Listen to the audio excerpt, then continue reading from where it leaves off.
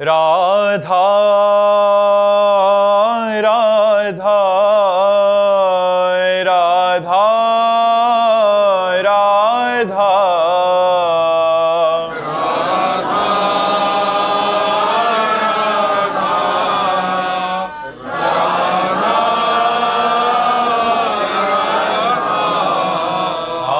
राधा राधा राधा राधा राधा राधा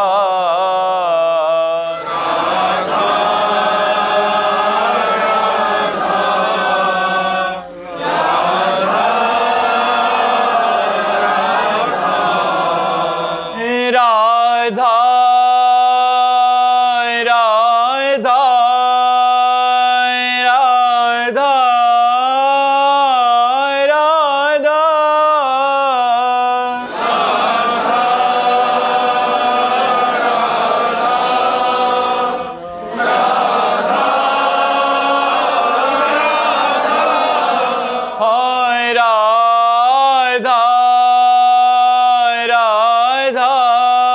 राधा राधा राधा राधा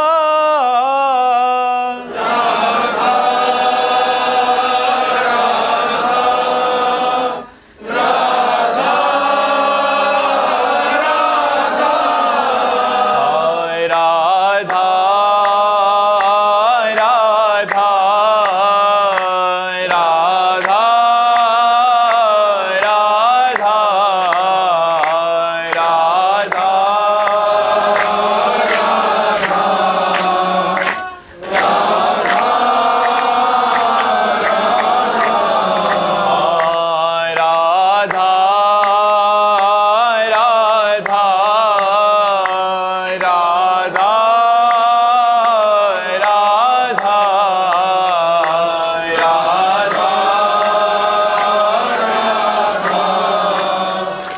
राधा राधा श्री राधा वल्लभ लाल की समस्त संत हरि भक्तन की श्री वृंदावन धाम की सतगुरुदेव भगवान की। Doctor Neetu Saini ji, Canada. राधे राधे महाराज जी। राधे राधे महाराज जी। महाराज जी, अगर हम आपको अपना गुरु मानते हैं और आपकी बताए नियमों का पालन भी करते हैं, तो क्या आप तक कोई मैसेज आता है कि कनाडा में कोई आपका भक्त है, वो प्रतिदिन याद कर रहा है? हमें आता हो ना आता हो, लेकिन गुरु तत्व तुम्हारे हृदय में बैठा हुआ है, वो सब जान रहा है। एक गुरु जो तत्व है वही तुम्हारे से करवा रहा है, जान क्या रहा है वही करवा रहा है तुमसे।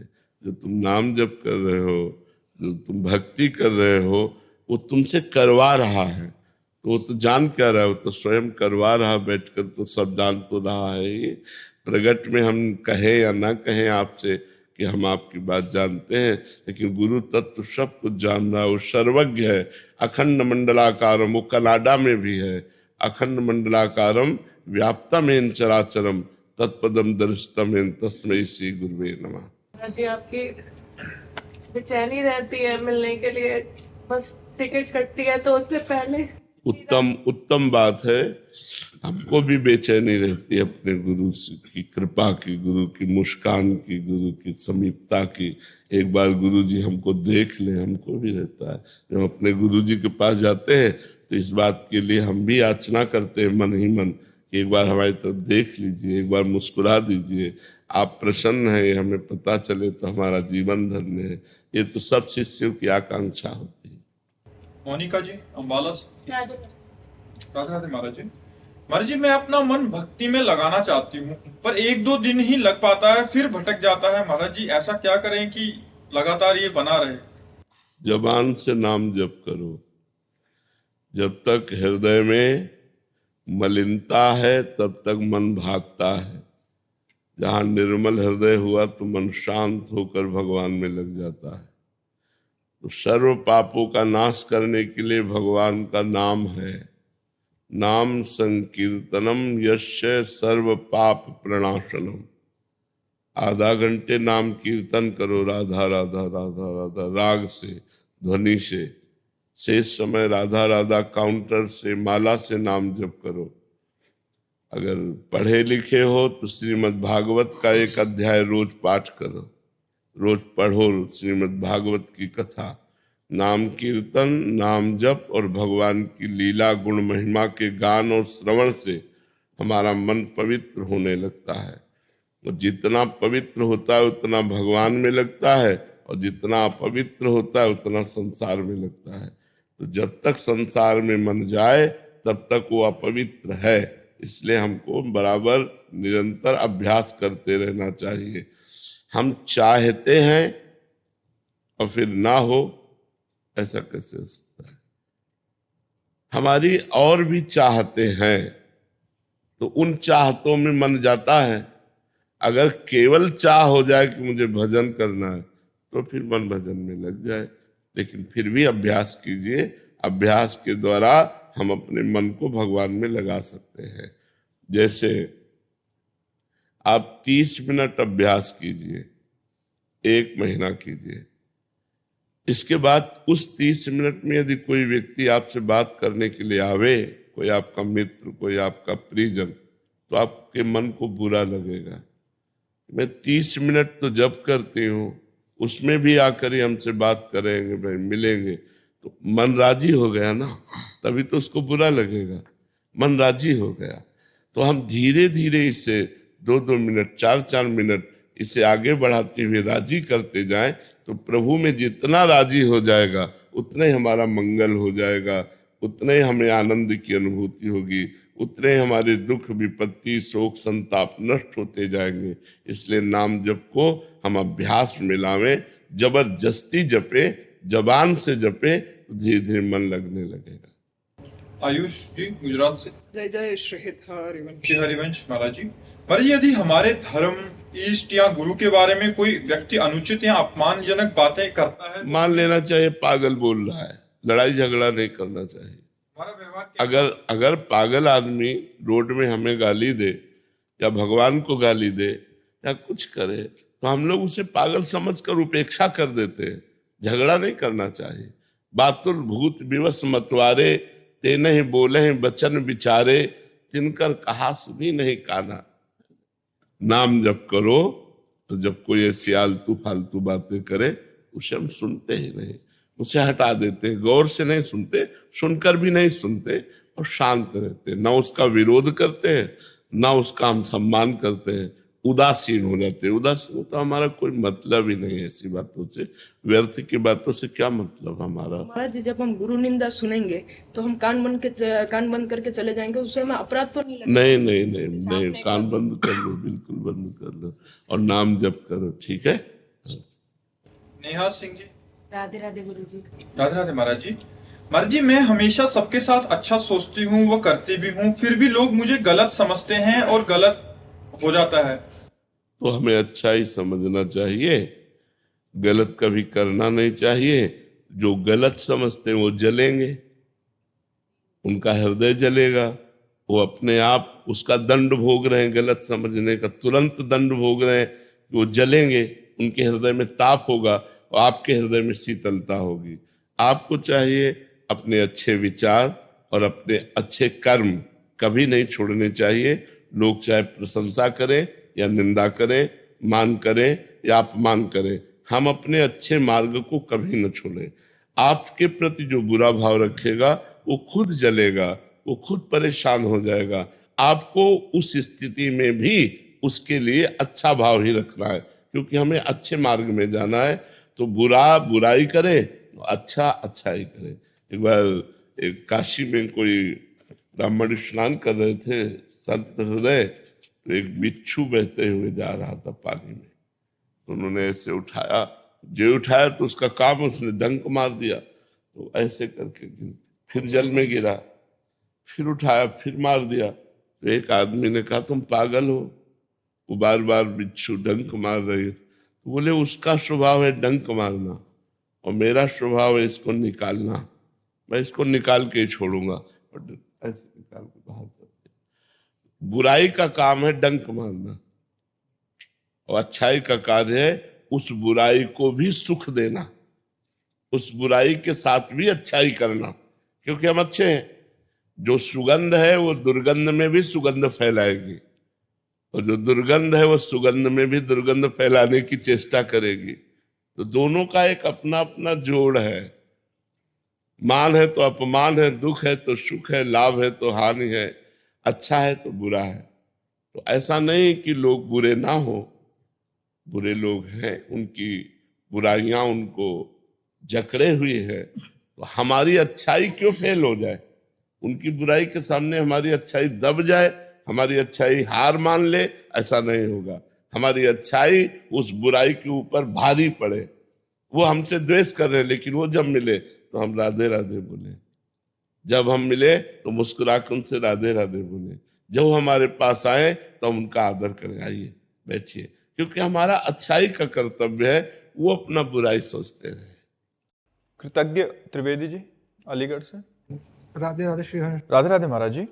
महाराज जी, अहम को मिटाने के लिए, स्वयं को जानने के लिए एवं संसारिक बंधनों से मुक्ति के लिए आत्मज्ञान आवश्यक है। महाराज जी, इसे कैसे प्राप्त या जागृत किया जाए? आत्मज्ञान प्राप्त करने के लिए सिद्धांत है, पहले ज्ञानी महापुरुष को गुरु बनाइए, शास्त्र स्वाध्याय कीजिए, वेदांत दर्शन स्वाध्याय कीजिए, फिर लोक परलोक के समस्त भोगों से जो वैराग्य दिलाता है विवेक को जागरण कीजिए, फिर लोक परलोक के भोगों से वैराग्य धारण कीजिए, इंद्रियों पर विजय प्राप्त, मन पर विजय प्राप्त, शम दम उपरति, भोगों का त्याग की स्मृति का भी त्याग, सम दम उपरति, तितिक्षा सहनशील, गर्मी सर्दी बरसात मान अपमान सुख दुख सब कुछ सहनशील, उपरत तितिक्षा, श्रद्धा, गुरु वाक्यों पर शास्त्र वाक्यों पर पूर्ण श्रद्धा, समाधान, चित्त का परमात्मा में स्थित,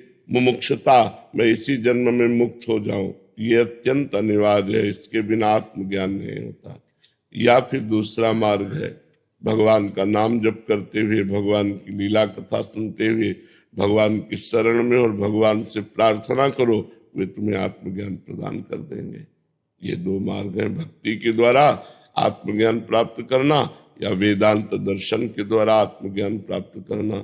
आत्मज्ञान प्राप्त हो गया तो आवागमन चक्र से मुक्त हो गए, आत्मज्ञान प्राप्त हो गया तो अहंकार से मुक्त हो गए। मूल आत्मज्ञान ही है। देहाभिमान के कारण आत्मज्ञान ढका हुआ है, गुरु कृपा से वो जागृत हो जाए तो सब दोष नष्ट हो जाए। अरविंदा जी। राधे राधे महाराज जी। महाराज जी, ईश्वर से जुड़ने का सबसे सरल मार्ग क्या है? नाम जप, बिल्कुल सरल है, सटीक है, ठीक निशाने पर बेधने वाले बाण की तरह है। जासु नाम भव भेषज हरन घोर त्रिशूल, जिनका नाम इस संसार रोग की अचूक दवा है। जासु नाम भव भेषज हरन घोर त्रिशूल, जिनका नाम दैहिक दैविक भौतिक तीनों तापों का, सतोगुण रजोगुण तमोगुण तीनों का त्याग करा करके और भगवद आनंद में डुबो दे भगवान का नाम।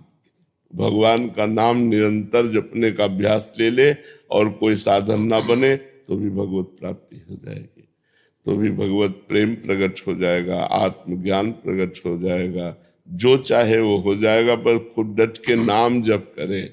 नाम जप करने में मन लगे ना लगे ये नहीं देखा जाता, लाभ मिले ना मिले, हमको बस लगे रहना है, राधा राधा राधा राधा राधा राधा, तो एक दिन हम विजय प्राप्त कर लेंगे।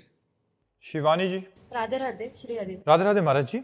महाराज जी, ऐसी कौन सी चीज है जो साधक के करने से आपको सुख मिलता है और आप प्रसन्न होते हैं, और ऐसी कौन सी चीज है जो करने से दुख होता है? हाँ, वैसे हमें तो ये जब राधा राधा नाम जप करते हैं, सही आचरण से चलते हैं तो हमको अच्छा लगता है, हमें एक सुख होता है कि हमारा जीवन धन्य है जो हमारे सानिध्य से साधक जन भगवत पालन। और जब कोई मनमानी आचरण करता है तो दुख होता है कि अपने जीवन को बर्बाद कर रहा है, अपने जीवन को नष्ट कर रहा है। ये जीव जान नहीं रहा है कि हम अंधकार की तरफ जा रहे हैं, हम दुख की तरफ जा रहे हैं। जो धर्म विरुद्ध, शास्त्र विरुद्ध, और संत विरुद्ध आचरण करता है, उसको देखकर इसलिए दुख होता है कि अपने आप को गर्त में गिराने जा रहा है। और जो शास्त्र आज्ञा में, संत आज्ञा में, गुरु आज्ञा में अपने जीवन को चलाता है, उसे देखकर खुशी होती है कि ये जीव परमानंद में प्रभु की प्राप्ति के मार्ग में चल रहा है, तो भगवान की करुणा इस पर होगी और ये निहाल हो जाएगा, ये आनंदित हो जाएगा। तो हमारे सुख का कारण है राधा राधा राधा। स्वयं जपो, औरों से जपवाओ, स्वयं अच्छे आचरण करो, औरों को सुख प्रदान करो, यही जीवन का लाभ है। शोभित शुक्ला जी नासिक से। राधे राधे श्री हरिवंश। राधे राधे गुरु जी आप इतने शारीरिक कष्ट और सीमाओं के बावजूद निरंतर सेवा और साधना में लगे रहते हैं, तो साधक ये कैसे समझे कि शरीर की कमजोरी के बावजूद भी आत्मिक शक्ति कैसे जागृत रहती है? हाँ, जब भजन बचपन से भजन कर रहे हैं, बचपन से भगवान मार्ग में है, जैसे अभ्यास है 1 बजे जग जाना, तो चाहे बुखार हो 1 बजे जग जाएंगे, क्योंकि अभ्यास है। अभ्यास है जगते ही तुरंत अपनी दिनचर्या में लग जाना, तो वो दिनचर्या में लगे हुए हैं। तो और भगवान की कृपा है, ये रोग और ये दुख और ये पीड़ा हमें प्रभावित नहीं कर पाती। जैसे पीड़ा है और प्रभावित ना कर पावे, ये भगवान की कृपा से है, इसमें हमारा कोई बल नहीं है। अगर भगवान, जैसे एक बार महाभारत युद्ध समाप्त हुआ तो भगवान ने अर्जुन से कहा रथ से उतरिए, तो उनका आज तक तो आप ही पहले उतरते रहे, सारथी उतरता है, आप आज ऐसा आदेश बोले उतरिए रथ से। रथ से उतरे, जो ही भगवान उतरे ते पूरे रथ में आग लग गई। उनका प्रभु ये क्या? बोले ये तो बहुत पहले जल चुका था, द्रोणाचार्य भीष्म आदि के दिव्यास्त्रों से कब जल गया था, ये तो हमारी कृपा से बचा था। तो ऐसे ये शरीर जो है, अब किडनी फेल है, जर्जर है, परेशानी है, लेकिन भगवान कृपा किए है ना, तो वैसे रुका हुआ है जैसे अर्जुन का रथ रुका हुआ था। भगवान के बल से है, ये कोई अन्य कोई प्रताप नहीं, अन्य कोई महिमा नहीं, हमारी कोई इसमें साधना नहीं। हाँ, कुछ अभ्यास जैसे है, तो वो अभ्यास भी तो काम करता है ना, गलत हो या सही हो, जो अभ्यास किया गया वो अपना काम कर रहा है। तो वो अभ्यास और भगवान की कृपा दोनों के द्वारा दिनचर्या चल रही। यदि साधक भजन का अभ्यास करे और कष्ट सहने का स्वभाव बना ले, जब हम धीरे धीरे धीरे धीरे अभ्यास करते हैं, तो हमारा शरीर, हमारा मन, हमारी बुद्धि उस अभ्यास में दृढ़ हो जाती है। तो अच्छा अभ्यास करना चाहिए। अगर हम गलत अभ्यास करते हैं तो गलत अभ्यास में दृढ़ हो जाती है, अच्छा अभ्यास करते हैं तो अच्छे अभ्यास में, तो अच्छे अभ्यास में भगवान की कृपा होती है। जब आप अच्छा चलना चाहोगे तो भगवान आपको बल देंगे। तो इसलिए अच्छे अभ्यास के कारण और भगवान की कृपा के कारण, ये दोनों के कारण दिनचर्या चल रही। तो किडनी तो खराब है ही, डायलिसिस होता है, परेशानियां रहती हैं, पर वो भगवान की कृपा से चल रहा है। और हमें कोई ऐसा खेद नहीं है, क्योंकि हमारा जीवन सार्थक हो रहा है। सुबह से लेकर अपनी दिनचर्या, फिर आप लोगों की सेवा 1-2 घंटा हो जाती, फिर एकांत सेवन, अपना भजन साधन, तो हमारा दिनचर्या चल रही। अब यही अगर हम चारपाई पे पड़े रहे तो खेद होने लगे, किसी काम नहीं आ रहा ना, अभी काम आ रहा है, इसलिए अच्छा लग रहा है कि हमारा रोग ऐसा होने पर भी हमारे द्वारा लोगों का हित हो रहा है। आप लोग प्रश्न करते हैं तो आपको समाधान मिलता है, आप लोग उत्साहित होकर भगवत मार्ग में चलते हैं, गंदे आचरणों का त्याग करते हैं, ये हम पर भगवान की कृपा है। प्रिंस बजाज जी। श्री हरिवंश महाराज जी। महाराज जी, संसार के राग में लिप्त इस जीव का गुरु तत्व में अनुराग कैसे बढ़े? गुरुदेव भगवान की अहेतु की असीम कृपा जो उनके नेत्रों से सदा सबके लिए बरसती है, उस कृपा को समझने के लिए विवेक। जो गुरु का दिया हुआ मंत्र है ना, वो गुरु का स्वरूप है, वो गुरु का प्रेम है, वो गुरु का ज्ञान है। आप जितना मंत्र जपोगे उतने संसार से राग हटेगा और गुरु प्रेम जागृत होगा। जितना अधिक से अधिक गुरु मंत्र, उसे गुरु मंत्र कहते हैं ना। मंत्र माने होता है रहस्य बताने वाला, मंत्र माने रहस्य बताने वाला। तो भगवान का जो रहस्य बताने वाला है, ज्ञान बताने वाला है, वो तो गुरु मंत्र है। जब गुरु जी ने गुरु मंत्र दिया और उस गुरु मंत्र को हम निरंतर जपने की चेष्टा करें तो संसार से वैराग्य, भगवान से प्रेम और गुरु चरणों का ज्ञान प्राप्त हो जाएगा कि गुरु साक्षात परब्रह्म तस्मै श्री गुरुवे नमः। गुरु चरणों का ज्ञान प्राप्त हो जाए कि हमारे गुरु जी क्या है, तो हमारी आसक्ति हो जाए।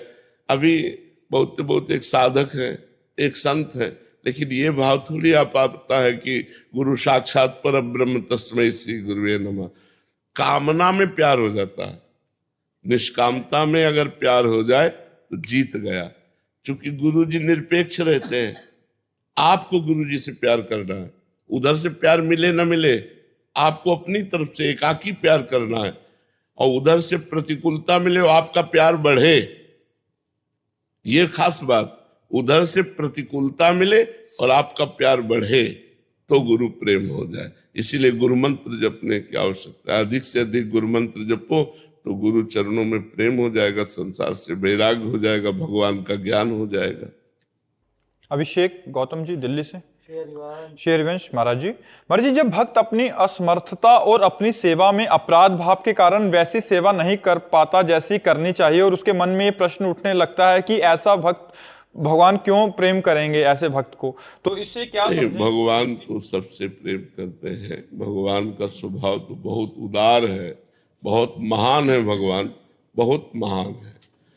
जैसे आप बिल्कुल गलत हो, लेकिन जब माँ मिलेगी ना तो आपकी सारी गलती भुला करके वो आपको पहले भोजन पवाएगी। चल पहले भोजन पा ले, फिर समझाएगी देखो गलत मत करो। वो प्यार ही करेगी, वो गुस्सा भी करेगी तो भी प्यार करेगी। उसकी गुस्सा में भी देखो तो प्यार होगा, थप्पड़ बहुत जोर का उठेगा और लगेगा बहुत धीरे से। तो माँ में जो वात्सल्य है, अनंत माताओं में वात्सल्य है, वो वात्सल्य समुद्र भगवान के एक बिंद से है। तो भगवान कितने करुणामय होंगे।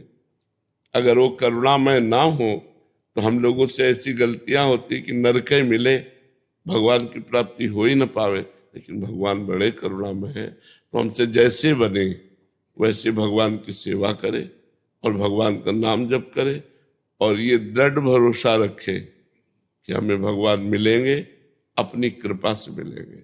मैं योग्य तो नहीं हूं, मैं पात्रता का दावा तो नहीं पेश कर सकता कि मैं आपसे मिलने के पात्र हूं, पर प्रभु मिलेंगे।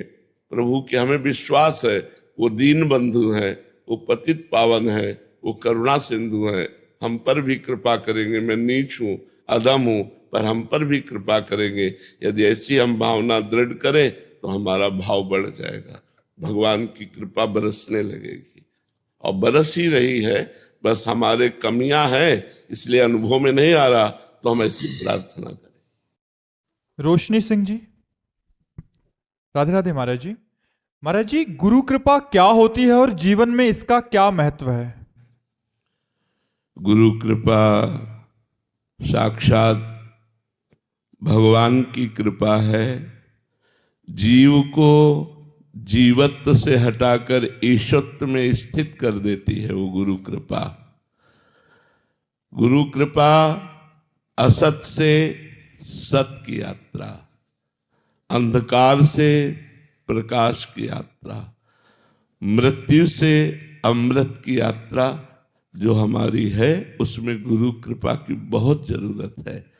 गुरु कृपा असत से हमें सत में स्थित कर देती। जो असत देह भोगों में हम रत हैं, तो हमें ज्ञानोपदेश करके, मंत्रोपदेश करके, हमारे अंदर अध्यात्म ज्ञान जागृत करके इस असत संसार से हटाकर इसी में जो सत परमात्मा विराजमान है उसमें स्थित कर देती है गुरु कृपा। असतो मां सद्गमय तमसो मां ज्योतिर्गमय मृत्युर्मा अमृतम गमय। जो हम मृत्यु लोक में मृत्यु युक्त शरीर में आसक्त है, गुरु कृपा इस शरीर से आसक्ति हटाकर सच्चिदानंद भगवान में स्थित कर देती है। गुरु कृपा अमृत पद है, महा आनंद स्वरूप है। इसलिए जीवन में हमें गुरु कृपा अनिवार्य है, बहुत आवश्यकता है, और गुरु कृपा ही भगवत प्राप्ति कराती है। गुरु कृपा का सीधा अर्थ है मोक्ष। ध्यान मूलम गुरु मूर्ति, पूजा मूलम गुरु पदम, मंत्र मूलम गुरु वाक्यम, मोक्ष मूलम गुरु कृपा। अगर गुरु कृपा का सीधा अर्थ पूछे तो मोक्ष है। संपूर्ण पापों से, द्वंद्वों से, दुखों से, चिंता से, भय से, मृत्यु से मुक्त करा देते हैं गुरुदेव। अमर पद प्रदान कर देते हैं गुरुदेव।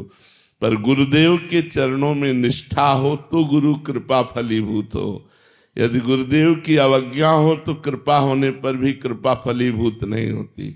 कृपा का प्रभाव नहीं समझ में आता। जब गुरुदेव की आज्ञा के अनुसार चले तो उनकी कृपा का अनुभव हो सकता है। महाराज जी, जीव पे गुरु कृपा कब और कैसे होती है? कब और कैसे होती है इसका निर्णय नहीं किया जा सकता। कभी भी किसी पर भी हो सकती है। घोर अनाधिकारी पापी पर भी हो सकती है। कोई योग्यता नहीं है इसमें। बिल्कुल योग्यता ना हो, घोर पापी हो, उस पर भी गुरु कृपा हो सकती है। अनाधिकारी को अधिकारी बनाना ही तो गुरु कृपा का कार्य है। गुरु कृपा अधिकारी का वर्ण करे तो कोई आश्चर्य की बात नहीं। अनाधिकारी का वर्ण करके और अधिकारी बना दिया, अनाधिकारी को अधिकारी बना दिया। यही तिरस्कार योग्य आचरण करने वालों को नमस्कार योग्य बना दिया गुरु कृपा ने। गुरु कृपा कब और कैसे और किस पर यह निर्णय नहीं किया जा सकता। कभी भी किसी पर भी हो सकती है जी। विनोद कुमार जी सोनीपत से। गुरु जी, आपने सत्संग में देह राग को ही समस्त दुखों का मूल कारण बताया है और मानव देह समस्त रागों से मुक्त होने के लिए है। महाराज जी, ये देह राग कैसे छूटेगा? साधना। जैसे कांटे से कांटा निकालते हैं, ऐसे राग से राग को नष्ट करें। भगवान के नाम में राग हो जाना, भगवान के रूप में राग हो जाना, भगवान की लीला गुण में राग हो जाना, भगवान के धाम में राग हो जाना, तो संसार का राग नष्ट कर देगी। भगवान की तरफ जब राग आता है तो अनुराग हो जाता है, और संसार की तरफ जब राग जाता है तो नष्ट करने वाला बन जाता है। इसलिए हम भगवान के नाम का जप करें, भगवान की लीला कथाओं को सुने, ठाकुर सेवा में अगर रुचि हो तो थोड़ी देर भगवत सेवा करें, और हर समय भगवान के आश्रय में रहें। मैं भगवान का हूं तो संसार का राग भगवान की कृपा से नष्ट होता है। क्योंकि जब भगवान कृपा करते हैं तो साधु संग मिलता है। जब साधु संग मिलता है तो विवेक जागृत होता है। जब विवेक जागृत होता है तो मोह का नाश हो जाता है। मोह, राग, आसक्ति, कामना, ये सब एक ही क्षेत्र है अविद्या का। तो संपूर्ण अविद्या का क्षेत्र ही नष्ट हो जाता है भगवान की शरण में होकर, भगवान का नाम जप करने से, भगवान की लीला कथा सुनने से, भगवान की सेवा करने से, भगवान के भक्तों का संग करने से। पवन जी, राधे राधे। महाराज जी, महाराज जी, मेरे मन में एक संशय बना रहता है कि इस संसार में जो दिखता है वो है नहीं और जो है वो दिखता नहीं। सही और गलत का चयन कर पाना बड़ा कठिन सा हो रहा है महाराज जी। तो ऐसे में महाराज जी समाधान दीजिए कि मतलब। समाधान तो साधना से होगा। जो दिख रहा है बिल्कुल सच्ची बात है, ये सत्य नहीं है, और जो सत्य है वो दिख नहीं रहा, यही माया का कार्य है। इस माया से हटने के लिए अध्यात्म में स्थित होइएगा तो संशय खत्म हो जाएगा। ना सतो विद्यते भाव, ना भाव विद्यते सता। सत्य का कभी अभाव नहीं है और असत की सत्ता नहीं है जो आप कह रहे हो। जो दिख रहा है उसकी सत्ता नहीं है, जो सत्ता है जिसकी वो दिख नहीं रहा। इसीलिए साधना की जाती है कि हमारे अंदर ज्ञान दृष्टि प्रकट हो और उसे हम ज्ञान दृष्टि से जाने। जो दिख रहा है ये माया दृष्टि है। त्रिगुणमयी माया के द्वारा रची हुई नेत्रेंद्रिय से त्रिगुणमयी माया को ही देखा जा सकता है। और इस माया में जो सत्य छुपा है, वासुदेव, राम, श्याम, कृष्ण, हरि जो कहो, जो वो सत्य तत्व छुपा हुआ है उसको जानने के लिए हमारे अंदर ज्ञान नेत्र या प्रेम नेत्र चाहिए, उसके लिए साधना करनी। महाराज जी, अंदर से विचार परिवर्तित हो जाते हैं, बाहर का दृश्य परिवर्तित हो जाता है। पूरा बाहर का दृश्य भी परिवर्तित हो जाता है। जैसे अभी हम भावना करेंगे कि इनमें श्री भगवान है, और जब हमारी भावना सिद्ध हो जाती है तो सिर्फ भगवान दिखाई देते हैं, व्यक्ति नहीं। व्यक्ति नहीं, ये व्यक्ति का अभी सिर्फ व्यक्ति दिखाई देता है, भगवान नहीं। और जब सिद्ध हो जाता है तो भगवान दिखाई देते हैं, व्यक्ति नहीं। श्री राम मैं सब जग जानी, मानी नहीं कहा कि मैं सिया राम में सारे जगत को मानता हूं। मानने में तो आ गया भाई कि आप है स्त्री पुरुष पर मैं मानता हूं कि सिया राम जी विराजमान है, लेकिन गोस्वामी जी ने ऐसा नहीं कहा। जानी, मैं देख रहा हूं, मैं जान रहा हूं कि सिया राम ही सारे जगत के रूप में। व्यवहार महाराज जी ऐसे महापुरुषों का पढ़ने में आता है तो यथार्थ व्यवहार वैसा ही होता है जैसा करना चाहिए। हाँ, ये अगर आप अपराध का कार्य कर रहे हो तो आपको दंड देते नजर आएंगे। जैसे हमें तो भावना करनी है, विपक्ष में भगवान श्री कृष्ण अर्जुन भीष्म जी के हैं, तो भीष्म जी जब बाण मारते हैं तो रथी और सारथी दोनों को मारते हैं। भगवान के ऊपर भी बाण प्रहार करते हैं और भगवान के परम भक्त है, लेकिन विपक्ष में रोल दिया है शत्रु पक्ष का, तो हम वैसे ही रोल करेंगे, वैसे ही स्वांग करेंगे। तो अगर हे भगवान आप चोर का रूप लेके आए हो तो डंडा रूप से पूजा होगी, रोग का रूप लेके आए हो तो औषधि रूप से पूजा होगी, साधु का रूप लेकर के आए हो तो सम्मान रूप से पूजा होगी। सब है भगवान ही, लेकिन जिस रूप में आप आओगे वैसे ही आपकी पूजा होगी। समझ रहे हो कि नहीं समझ रहे? ऐसा नहीं कि ज्ञानी पुरुष सबके पैर छूता घूमता है। कोई पैर छू रहा है तो आशीर्वाद दे रहा है। स्वांग करना है, क्या अंदर से पूरा है कि वही तत्व है। पंडिता समदर्शिना है, समवर्तिना थोड़ी है, समवर्तन नहीं हो सकता। जैसे एक ज्ञानी पुरुष गृहस्थ है तो उसके पत्नी भी है, माँ भी है, बहन भी है और बेटी भी है। 4 स्त्री स्वरूप है तो चारों के साथ समान व्यवहार करेगा क्या? दर्शन एक जैसा करेगा, सब में ब्रह्म है ये दर्शन करेगा, लेकिन व्यवहार अलग होगा। माँ के पैर छुएगा, पत्नी से अलग व्यवहार होगा, बेटी से अलग, बहन से अलग व्यवहार होगा। ऐसे ही भगवान ने जैसे कहा विद्या विनय संपन्ने ब्राह्मणे गविहस्तनी सुनीचय सुपाके च पंडिता समदर्शिना। विद्या विनय संपन्न ब्राह्मण में, गाय में, कुत्ते में, हाथी में, चांडाल में जो समान दर्शन करता है तत्व का, वही ज्ञानी पुरुष है कि भगवान विराजमान है। वर्तन थोड़ी हो सकता है। बट महाराज जी, क्या हम पहचान सकते हैं ऐसे महापुरुषों को? क्योंकि नहीं जान सकते, क्योंकि हमारी दृष्टि त्रिगुणमयी है और वो त्रिगुणातीत स्थित है, कैसे पहचान पाएंगे? कि प्रकट में जो रोल कर रहे हैं वो इतना परफेक्ट होता है महाराज। हाँ, कि नहीं समझ सकते। जैसे भगवान के लिए है सोई जाने जे देह जनाई, जानत तुम्हें हो जाई। ऐसे महापुरुषों के लिए ब्रह्मविद ब्रह्म ही भवति, क्योंकि ब्रह्म स्वरूप में स्थित है। वो अपना परिचय खोल दे आपके सामने तो आप जान सकते हो इतने बड़े महापुरुष। अगर वो परिचय छुपा ले और रोल करते रहे, केवल स्वांग करते रहे, तो आप जान ही नहीं सकते, आपको बिल्कुल साधारण पुरुष जैसे लगेंगे। जी, ऐसे में उनकी आंतरिक स्थिति क्या होती है? जब गुस्से वाला रोल है तब, या किसी से प्रेम पूर्वक? एक रस रहती है। एक रस क्या होता है महाराज जी? एक भगवदानंद। वो प्रसन्न है या वो रुष्ट है, ये बाहरी स्वांग होगा, अंदर से वो एकदम शांत है, अंदर से भगवदानंद में स्थित है। प्रसन्नता में उनका हृदय खुश है और क्रोध में उनका हृदय जल रहा है, ऐसा नहीं होता। क्रोध का एक नाटक हो रहा है बाहरी, और अंदर हृदय में भगवदानंद से परम शीतल हृदय होता है।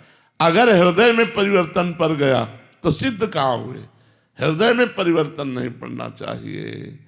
बाहरी क्रियाओं का परिवर्तन देखने को मिलेगा, लेकिन अंदर से उनकी स्थिति में कोई परिवर्तन नहीं। जी, हम तो प्रकट में देखते हैं कि वो हंस रहे हैं और उनकी भौं चढ़ी है, दोनों में महाराज जी फिर। हाँ, ये स्वांग है ना, तो स्वांग में नाटक करने वाला जानता है तो स्त्री का वो नाटक करेगा, लेकिन उसको पता है मैं स्त्री नहीं हूं। ऐसे ही क्रोध करते हुए भी वो ब्रह्म प्राप्त महाभागवत जान रहा है कि मैं केवल स्वांग कर रहा हूं, मैं उसमें स्वयं में लिप्त नहीं है। तो वो स्वांग भी बहुत अच्छी तरह होगा, लेकिन अंदर से बिल्कुल क्रोध नहीं होगा, क्रोध का स्वांग होगा।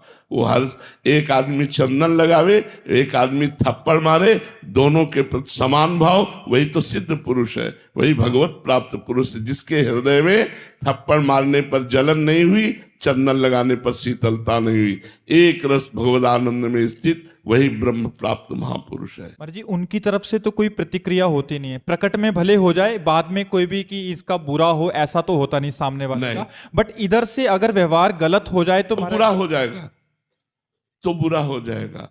जैसे जैसे कपिल भगवान परम ज्ञान मूर्ति हैं, सांख्य योग के आचार्य हैं, तो वो कभी किसी को साप या भस्म कर सके ऐसा संभावना ही नहीं, क्योंकि ब्रह्म प्राप्त महापुरुष ब्रह्म ही है, भगवान के अवतार हैं। लेकिन सगर के 60,000 पुत्रों ने उनका अपराध किया तो भस्म हो गए। उन्होंने अपनी दृष्टि से भस्म नहीं किया, उनकी तो ब्रह्म दृष्टि है, उनके अपराध ने उनको भस्म कर दिया। तो अगर ऐसे ब्रह्म प्राप्त भगवत प्राप्त महापुरुषों का अपराध किया जाए तो वो सर्वनाश कर देगा, वो साप दे या न दे। अगर वो साप देते हैं तब तो हमें बचा लेते हैं, अगर वो साप दे दें तो हमें बचा लेंगे, क्योंकि वो साप देंगे तो उनको वरदान भी देना होगा। उनका हृदय ऐसा है, मानेगा ही नहीं। अगर वो दंड विधान कर दे तो बचा लिया, और अगर वो चुप हो गए, दंड विधान नहीं किया, तो फिर तुम्हारा सर्वनाश हो जाएगा। जैसे भगवान देवर्षि नारद जी नलकूबर मणिग्रीव को साप दे देते, जा वृक्ष योनि को प्राप्त हो। अब वो चरणों में गिरा के महाराज जड़ योनि में, तो उन्होंने कहा बनोगे तो वृक्ष ही, लेकिन नंदालय के यमलार्जुन नाम के वृक्ष होगे, और तुम्हें भगवान श्री कृष्ण का सानिध्य प्राप्त होगा, स्पर्श प्राप्त होगा, दर्शन प्राप्त होगा, तुम्हारा संभाषण होगा भगवान से। निहाल कर दिया। तो महाराज जी, ऐसे महापुरुषों का संग से मतलब लाभ तो है ही है, बट ऐसे संग कैसे किया जाए, क्योंकि वो तो आग के समान है, कुछ भी जला देंगे ऐसे। तभी भगवान से प्रार्थना करनी चाहिए कि हमको साधु संग की क्षमता दीजिए। जब द्रवहि दीन दयालु राघो तो साधु संगति पाइए। साधु संग बहुत दुर्लभ वस्तु है, महत् संगस्तु दुर्लभ हो, और इसीलिए देवर्षि नारद जी ने लिखा अगम्यो, क्योंकि वो जन साधारण जैसे ही दिखेंगे, कोई मुकुट थोड़ी लगा के वो महापुरुष आते हैं, और उनकी जन साधारण जैसी चेष्टा होगी। तो महापुरुषों की बाह्य चेष्टा से हम बिल्कुल नहीं जान सकते कि ये महापुरुष है, वो जनामे तब पता चले, नहीं तो एक सांसारिक दृश्य जैसा ही रहता है। केवल बाहरी त्याग वैराग्य की बात हम देख सकते हैं, उनकी स्थिति की बात हम नहीं देख सकते हैं।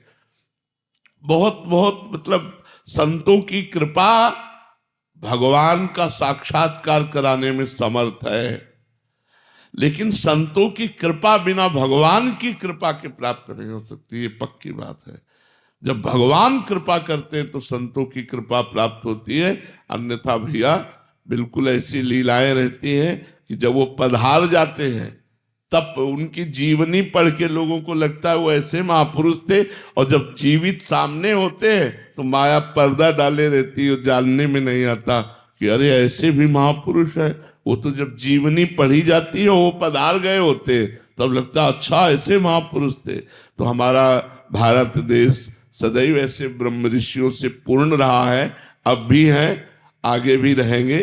भगवान की सृष्टि कभी खाली नहीं रहेंगे, पर भगवान कृपा करे तो संयोग हो ऐसे महापुरुषों से, और उनसे हम कुछ ले पावे, इतनी हमें सामर्थ्य भगवान दे। महाराज जी, एक बार आपने बताया था कि एक आचार्य कोटि के महापुरुष सिद्धावस्था के होते हैं, एक परमहंस जो अवधूत स्थिति वाले, तो अवधूत स्थिति वालों का अनुसरण नहीं किया जा सकता, उनसे हमारी हानि हो जाती है। बहुत हानि था। और एक साधक कोटि से सिद्ध हुए हैं, और आचार्य कोटि और गुरु, उन्हीं की बात हमें समझ में आएगी। आज अवधूत जो शरीर शुद्ध भूले हुए आचरण कर रहे हैं वो तो अनुकरणीय नहीं है, लेकिन जो साधना से सिद्ध हुए हैं और उनकी जो बात हम आचार्य कोटि की है, उन्हीं से ज्यादा जगत मंगल होता है। ज्यादा जगत मंगल आचार्य कोटि के महापुरुषों से होता है, जिनका आचरण शास्त्र सम्मत, तो बड़ा पवित्र व्यवहार, शास्त्र सम्मत उपदेश, जो अवधूत कोटि के खान पान और उनका व्यवहार, वो तो समझ में ही नहीं आएगा कि किस कोटि के महापुरुष है। जैसे जड़ भरत जी को इतना बड़ा सत्संगी जो कपिल भगवान से सत्संग करने जा रहा था, राजा रघुगण नहीं पहचान पाया और पालकी में जोत दिया इतने बड़े ब्रह्म प्राप्त महापुरुष को। वो तो जब कृपा करके उन्होंने अपने को जनाया तो वो जान पाए कि इतने बड़े ब्रह्म प्राप्त महापुरुष श्री जड़ भरत जी महाराज हैं। जी मोनू जी बिहार से। राधे राधे महाराज जी। महाराज जी, आप जैसा कहते हैं कि प्रभु ने तुम्हें छूट दे रखी है, जैसा करोगे वैसा भरोगे। महाराज जी, हम प्रभु के बच्चे हैं, प्रभु तो हमें बिल्कुल अच्छे से जानते हैं कि हम कितने नीच अधम हैं। सब कुछ जानते हुए भी प्रभु ने हमें ऐसी छूट महाराज जी क्यों दे रखी है? हम अपना नहीं तो ज्ञान, ये ज्ञान भी तो आपको दे रखा है कि ये गलत है, ये सही है। भगवान ने ये ज्ञान भी दे रखा। कोई ऐसा इस जगत में नहीं जिसको ये पता ना हो कि हम गलत कर रहे हैं। कोई ऐसा नहीं जो गलत करने चले हो अंदर से प्रेरणा ना हो कि तुम गलत कर रहे हो। तो भगवान ने ज्ञान दिया है, बुराइयों का त्याग करो, ये तुम में बल दिया है, अच्छे आचरणों को करो, ये तुम्हें ज्ञान भगवान ने दिया है। तो इसमें कमी क्या है? भगवान ने ज्ञान दिया है और भगवान ने अच्छाई और बुराई रूपी बाजार में आपको भेज दिया है। अब आप अच्छाई खरीदते हो कि बुराई, ये तो आप देखो।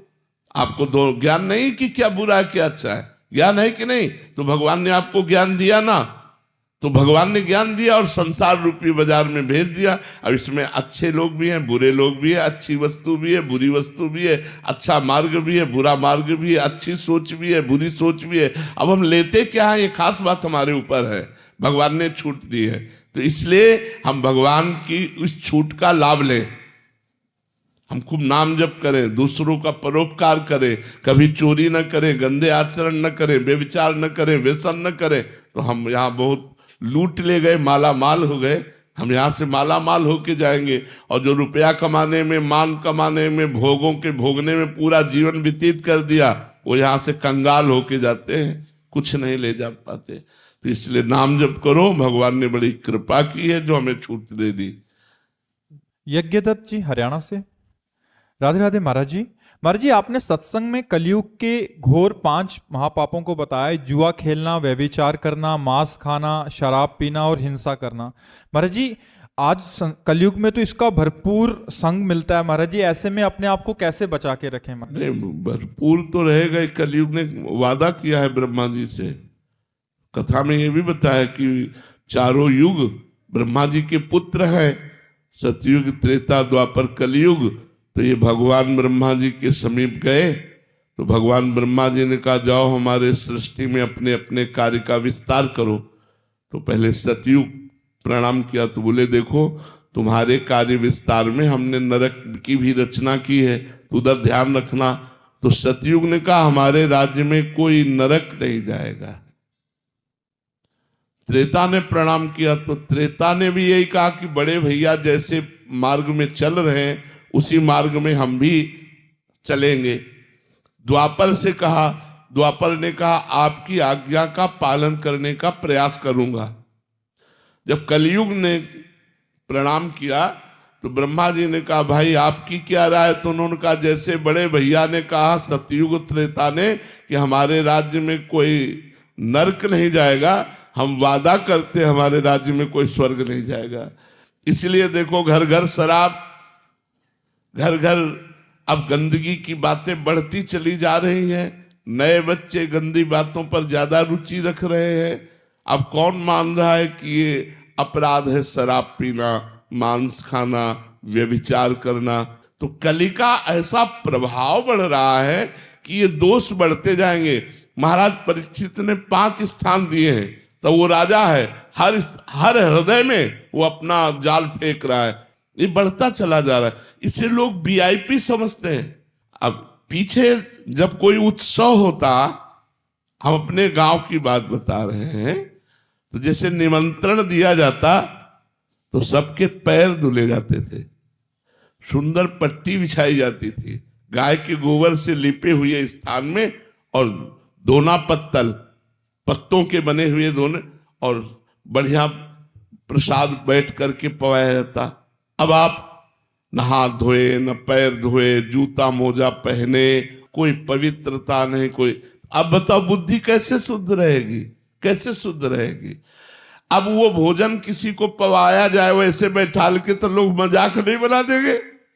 पाव आओ, पैर धुआ जाए, उसको पट्टी में बैठाया जाए, बढ़िया सब्जी, खीर, पूड़ी, पुआ, क्या, चाहे जितना आप बढ़िया बनाओ वो क्या। तो आज की सोच जो हमारी है वो कलयुग के प्रभाव से प्रभावित होकर गलत आचरणों की तरफ बढ़ रही है। अगर हम भगवान नाम जप करें तो हम बच सकते हैं। इसलिए हम सबको प्रार्थना करते हैं कि 24 घंटे में 24 मिनट हमको दे दीजिए। 24 मिनट राधा राधा आप रटिए, देखिए आपका मंगल होता है कि नहीं।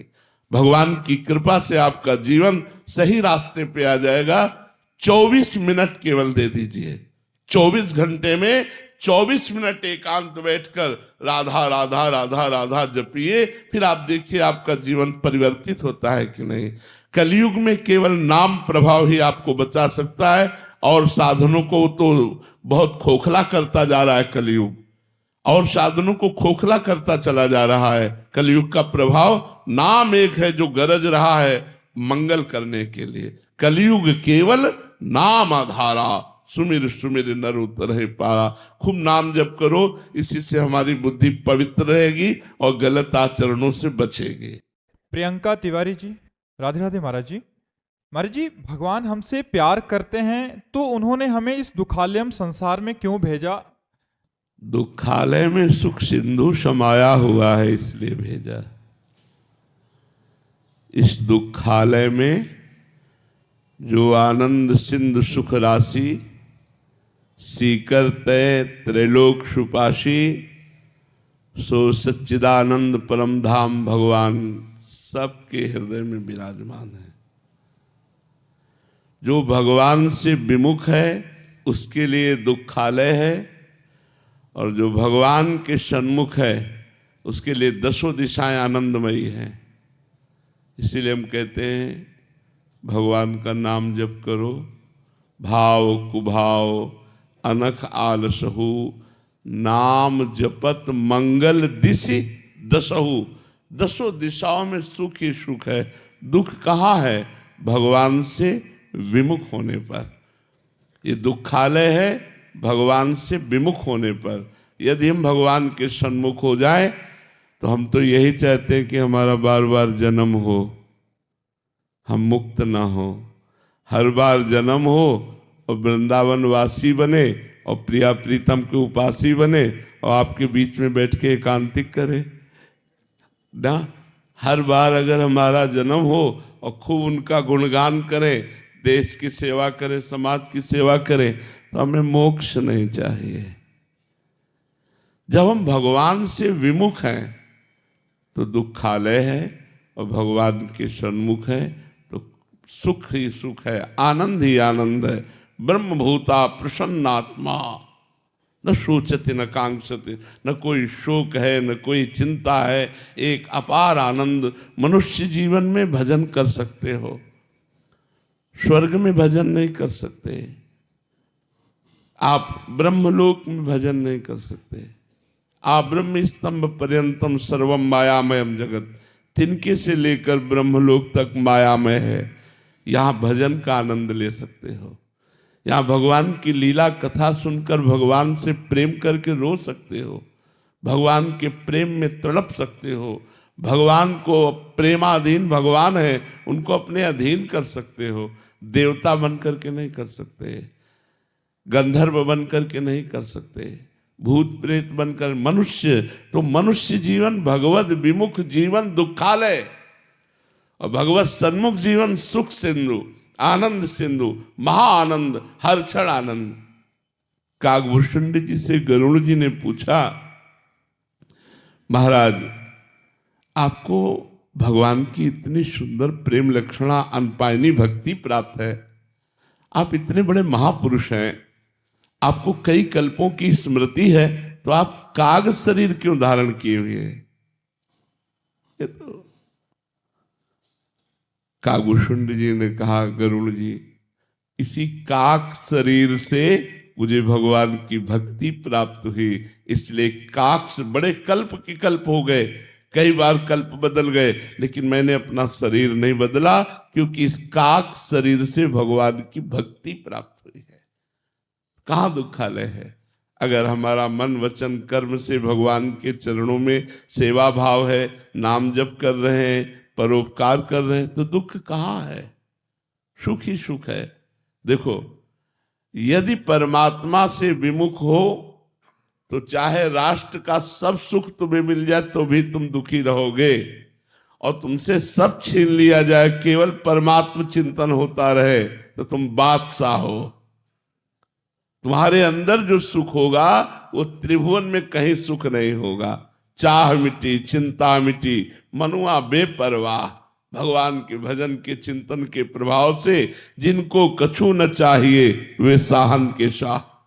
दुख है कहाँ? कहा हनुमंत विपत्ति प्रभु सोई, जब तो सुमिरन भजन न होई। वही विपत्ति है, वही दुख है, वही हानि है जहां भगवान का चिंतन नहीं है, जहां भगवान का नाम जप नहीं है, जहां भगवान का सुमिरन नहीं। हमारी बात मान लीजिए, ये सुख सिंधु स्वरूप है। यदि भजन करोगे तो, और भजन नहीं करोगे तो विश्व का ऐश्वर्य जमा कर लो, तुम कभी शांत और खुश नहीं रह सकते, तुम प्रसन्न नहीं रह सकते। कामनाएं तुम्हें जलाती रहेंगी, भोग वासनाएं तुम्हें मिटाती रहेंगी। तो हमारी बात समझ में आ रही ना? भगवान ने कृपा करके मनुष्य देह देकर मृत्यु लोक में भेजा है कि उत्तम तपस्या और भजन के द्वारा हम भगवदानंद प्राप्त कर लें। भगवान ने कृपा की है। ये सुख कहीं नहीं है। जो सत्संग सुख है, जो भगवत लीला कथा सुख है, जो भजन सुख है, वो किसी लोक में नहीं है, केवल मृत्यु लोक में है। इसीलिए मृत्यु लोक सब जगह जाने की मूल जड़ है।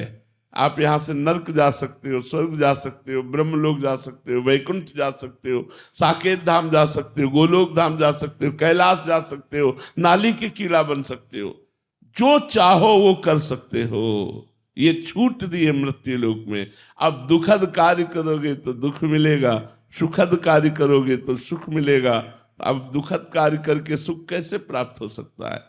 तो सब चाहते सुख है, कार्य दुखद करते हैं। इसीलिए कह रहे आचरण सुधारो, खान पान सुधारो, अपने विचार शुद्ध करो। पॉजिटिव विचार आते ही आप आनंदित हो जाएंगे। नहीं चाहे जितना वैभव इकट्ठा कर लो, निगेटिव विचार आपको डिप्रेशन में पहुंचा देंगे। अगर भगवान से विमुख हो, कभी सुख शांति का अनुभव नहीं हो सकता। जो जितना धर्म करता है, तीर्थयाटन करता है, पुण्य करता है, भगवत भजन करता है, वही आनंदित रहता है। आनंद हृदय का विषय, दुख कहाँ है? यदि मेरा हृदय आनंदित है तो सब आनंद ही आनंद है। अगर मेरा हृदय दुखी तो सब जगह दुख ही दुख है। तो भगवान से विमुख हृदय दुखी रहता है और भगवान के सन्मुख हृदय आनंदित रहता है। चाहे जितनी भारी विपत्ति हो, भगवान के सन्मुख है तो विपत्ति विपत्ति ही नहीं रहती, वो आनंद में बन जाती है। और भगवान से विमुख चाहे जितनी संपत्ति हो, कभी सुखी नहीं हो सकते, वो दुख ही प्रदान करेगी। हमारी बात समझ में आ रही ना? भगवान ने तुम्हें कृपा करके भजन करके भगवत प्राप्ति के लिए भेजा है। कबहू ककरि करुणा नर देही, देत ईश बिनु हेत सनेही। नर तन कर फल विषय न भाई, भजी राम सब काम बिहाई। विषय भोग में दुख है, भगवान के चिंतन में सुख है। तो छोड़ो ना विषय भोग और भगवान का चिंतन करो, अभी आनंदित हो जाओगे। अब जा रहे हो दुख की तरफ, कह रहे हो भगवान ने हमें दुख दिया क्यों? अरे भगवान ने बाजार लगाई, चाहे दुख खरीदो चाहे सुख। अब तुम दुख खरीद रहे हो तो उसमें भगवान का क्या दोष है? आचरण कर रहे हो पाप, मनमानी आचरण कर रहे हो तो दुख नहीं मिलेगा। अगर भगवान का भजन कर रहे हो तो सुख मिलेगा, आनंद मिलेगा। चाहे जितना बुरा प्रारब्ध आ जाए और भगवान का चिंतन चल रहा है तो आनंद रहता है, प्रसन्नता रहती है, हृदय शांत रहता है। वरुण कुमार जी, पंजाब से। राधे राधे। महाराज जी, आपने एक समस्या रखी है कि महाराज जी आजकल देश का कानून महिलाओं के अनुकूल होने के कारण बहुत से महिला परिवार इसका दुरुपयोग करते हुए पुरुष परिवारों का शोषण कर रहे हैं। महाराज जी ऐसे में चलते मतलब कभी कभी पुरुष इतने पीड़ित हो रहे हैं कि वो आत्महत्या जैसी स्थिति भी बन रही है। इस मुश्किल परिस्थिति का सामना महाराज जी किस प्रकार किया जाए? हाँ, क्योंकि एक दो घटनाएं हमारे भी सामने आई तो हमको भी पता चला। वैसे हमें ना हम समाचार सुनते हैं, न टीवी देखते हैं, न मोबाइल रखते हैं, न किसी संसारी आदमी से मिलते हैं, बस इतना ही मिलना होता है। तो संसार में क्या हो रहा है मुझे कुछ पता नहीं। तो जब कभी कोई ऐसी बात सामने आती है तो समझ में आता है कि संसार में ऐसा भी हो रहा है। उनको पता है कि उनकी बेटी गलत कर रही है, लेकिन हाँ, बाप वही फिर भी सहयोग करते हैं उनका। हाँ, उसको बोलते हैं तू कर, हम तेरे साथ हैं। हाँ, मतलब ऐसे करके वो एक नहीं 2 3 4 परिवारों से पैसा लूटते हैं बस। हाँ, ऐसा है क्योंकि हमें जानकारी हुई ऐसे लोग हैं। पर अभी जैसे इनसे कह रहे थे कि ऐसा नहीं कि बुराई नहीं है, अब बुराई तो है ही। जिनके बुरे आचरण हैं, जिनका बुरा लक्ष्य है। अच्छा, कानून ने इसलिए महिलाओं को सपोर्ट किया कि बहुत अत्याचार पुरुष महिलाओं के साथ करते हैं। ब्याह होके जाता तो मानो वो अपनी दासी समझते थे और ऐसा व्यवहार करते थे। एक हमको मिले, निम्बुआ घाट गंगा के किनारे है, तो वहाँ भी लोग आते थे। तो उनमें एक बड़ी सुंदर लड़की आई जो यहाँ सफेद हो चुकी थी ऐसे। तो हमने कहा इसको एक फूल रोग होता है दाग का। तो हमने कहा ये है क्या? बोले नहीं। तो हमने कहा क्या है? तो वो आंसू रोने लगे उनके पिता, और उन्होंने कहा कि हमारे पास भगवान ने सब कुछ दे रखा है, हमने करोड़ों रुपए लगाकर इस बेटी का ब्याह किया, और जहाँ ब्याह किया वो लोग चारपाई में बांधकर हमारी बेटी को मारते। एक बार हम धन दे दिया, 2 बार दे दिया, लेकिन बार बार धन की मांग करते, और जब नहीं दे पाए तो चारपाई में बांध करके आग लगा दी बेटी को। तो वो जो रस्सी नजदीक वाली जली तो वो भाग पाई, जली तो सर से ढीला पड़ा ना, भाग पाई, वो बगल के घर में कूद गई। छप्पर थे, छप्पर से कूद गई। वो लोग धर्मात्मा थे और उनके पास राइफल थी, तो उन्होंने तुरंत राइफल उठाई, कहा अब अगर हमारे घर में आ गई है, अगर तुमने तो हम गोली मार देंगे। फिर वो अपने मायके में बैठी थी। तो कई ऐसे केस सामने आते हैं जिनमें पुरुषों ने महिलाओं के साथ बड़ा अत्याचार किया, जिसे अत्याचार कहते हैं। बहुत मारना पीटना, जानवरों की तरह व्यवहार करना, घर परिवार के लोगों से एक दासी समझ करके मतलब व्यवहार करना। तो ये कानून जरूरी था, लेकिन ये कानून स्त्री की सुरक्षा के लिए है, पुरुष के शोषण के लिए नहीं है। अब उसका दुरुपयोग किया जाता है, उसी कानून का दुरुपयोग किया जाता है। देखो, प्यार में जो सुख है वो व्यभिचार में सुख नहीं है, ये आप समझ लो। आज इससे अगर आपको प्यार नहीं है, वो व्यभिचार है, और इसमें सुख नहीं है। इसमें कई तरह के भय हैं और पाप है। दोनों ने हाथ मिलाया कि हम आजीवन पार करेंगे। ये डिवोर्स, ये विरोध, ये नीच कर्म, ये सब अच्छी बातें नहीं है। जीवन बर्बाद हो जाए। अगर भगवान का भजन करोगे, भगवान का आश्रय लोगे, तो जो दुराचार कर रहा है, अत्याचार कर रहा है, उसका विनाश अपने आप हो जाएगा। तो हम ऐसा नहीं कहते कि केवल माताएं बहनें ही गलत हैं, पुरुष भी बड़े अत्याचार करते थे, तब ये कानून बनाए गए। और बहुत अच्छा है स्त्री के सपोर्ट के लिए कानून होना, लेकिन उस कानून का दुरुपयोग करना ठीक नहीं है। उस कानून के फायदे उठाओ, दुरुपयोग नहीं। अपनी सुरक्षा व्यवस्था के लिए वो कानून है, ना कि पुरुषों को सताने के लिए ऐसे कानून। तो कुछ जो भूली हुई माताएं बहनें हैं, जो धर्म को नहीं जानती हैं, जो परलोक को नहीं जानती हैं, उनके द्वारा ऐसी गलतियां होती रहती हैं और होती रहेंगी, क्योंकि उनको ज्ञान नहीं है ना मैं क्या कर रही हूँ। मनमानी आचरण है। इसलिए हमें यही लगता है कि आप धैर्यवान बनिए और जहाँ तक होइए बचाव पक्ष में रहिए। आप विरोध भाव को सहिए, भगवान सबका मंगल करते हैं। ऐसा है, आप जो कह रहे हैं वो गलत नहीं है, ऐसा है। पर ऐसा भी है कि पुरुषों ने महिलाओं के साथ बहुत अत्याचार किया, बहुत ही अत्याचार हमने देखा भी है। पशु की तरह मारना, मतलब एक बहुत गंदा व्यवहार करना। तो ये कानून अत्यंत अनिवार्य था, इसीलिए सरकार ने कानून व्यवस्था स्त्रियों के लिए ज्यादा सुरक्षा के लिए की। लेकिन अब उसका दुरुपयोग करे तो गलत बात है। अब उसका पक्ष लेकर कानून का और फिर पुरुषों को सताए या पुरुषों तो थोड़ा, फिर भगवान न्याय करेंगे तो फिर आप हार जाएंगे, फिर आपको कष्ट मिलेगा। फिर अवश्य में भोक्तव्यम कृतम कर्म शुभाशुभम, फिर अपने कर्मों के किए हुए फल भोगने पड़ते हैं।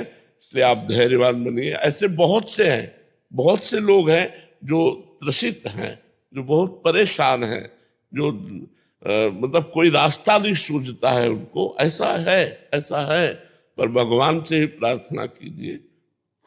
तो ऐसे समय तो बड़ा भयावह आता चला जा रहा है। पवित्र बच्चा मिलना ब्याह के लिए मुश्किल है।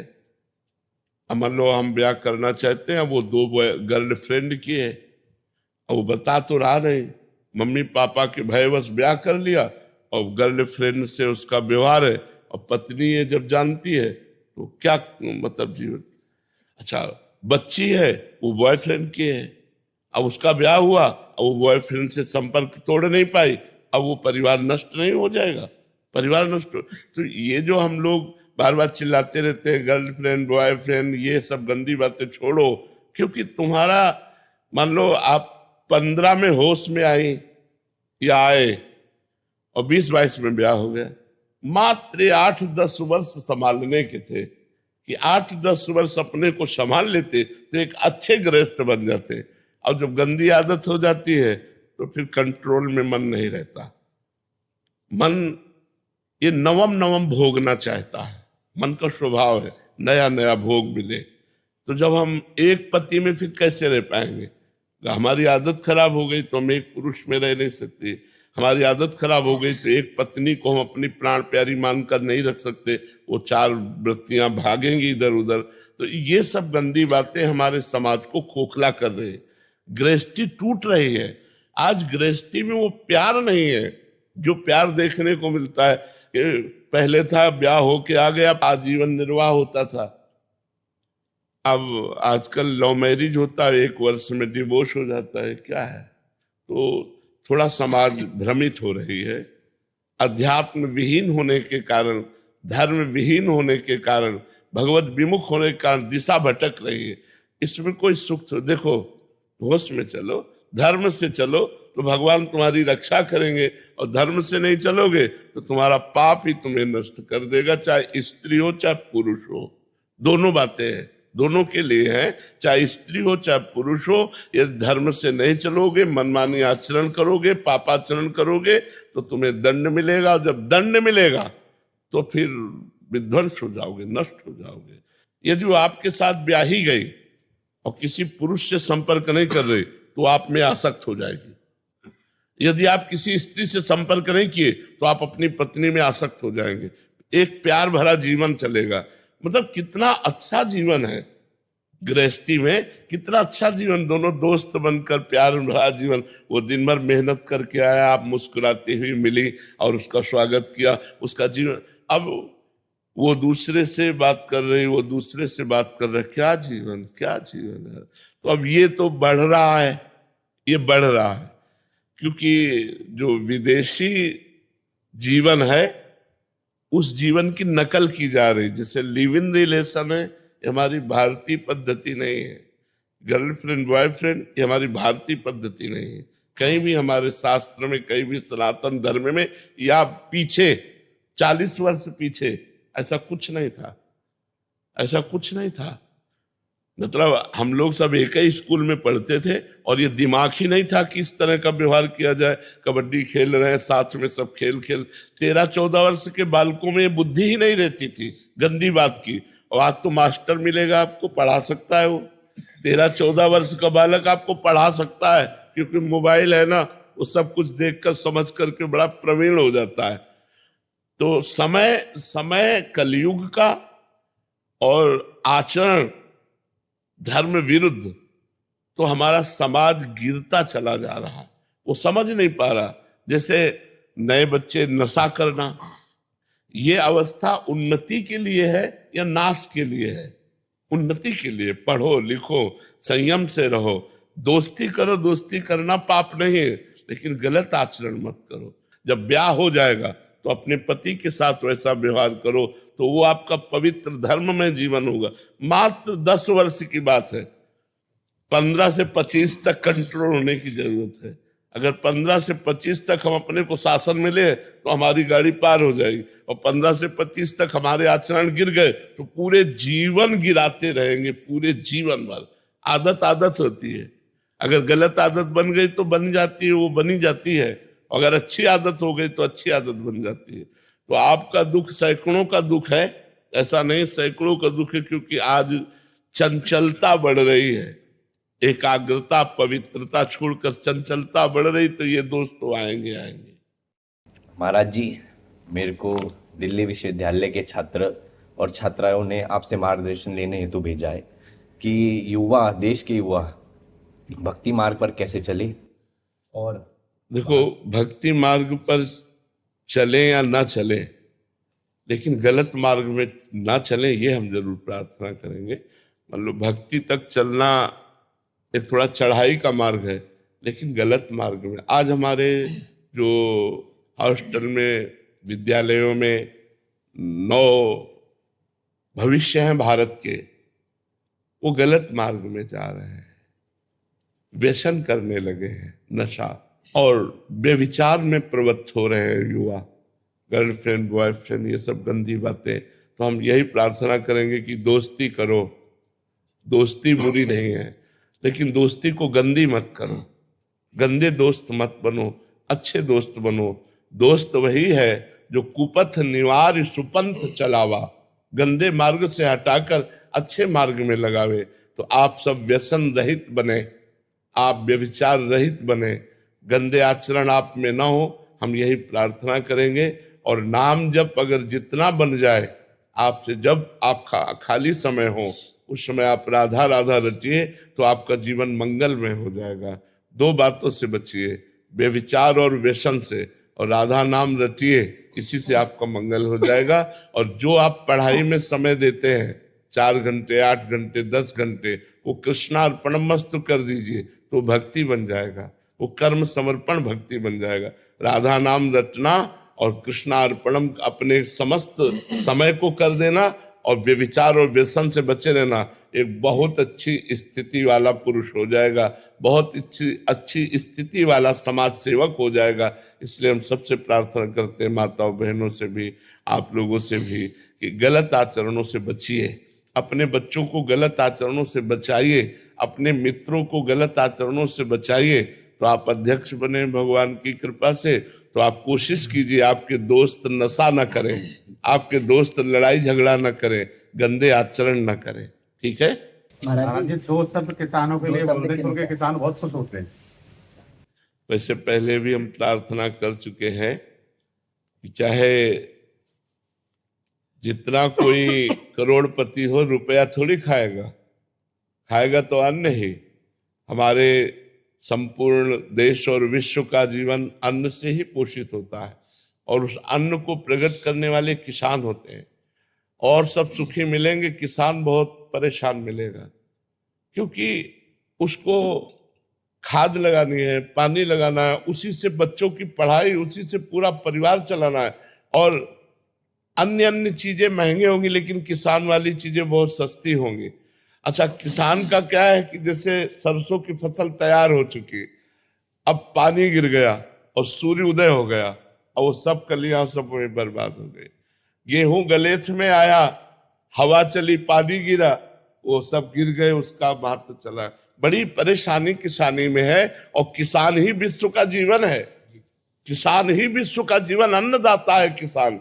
चाहे जो जितना रुपया कमाए खाएगा तो रोटी दाल ही, और वो पैदा करने वाले किसान है। और किसानी में इतना प्रॉफिट नहीं है, किसानी में बहुत खर्चा है कि कितनी बार पानी लगाना है, उसमें खाद डालना है, और फिर फसल मिलेगी कि नहीं ये भी भरोसा नहीं। अंत में अब आलू की फसल तैयार है, पानी भर गया इतना इतना, तो सड़ गई आलू। और महाराज जी, कितने कितने कष्ट झेलने पड़ते हैं किसान लोग। और क्या, इस समय जब कोई कंबल से ले निकलना चाहता, पूरी रात पानी लगाना होता है गेहूं के खेत में। बिल्कुल बिल्कुल।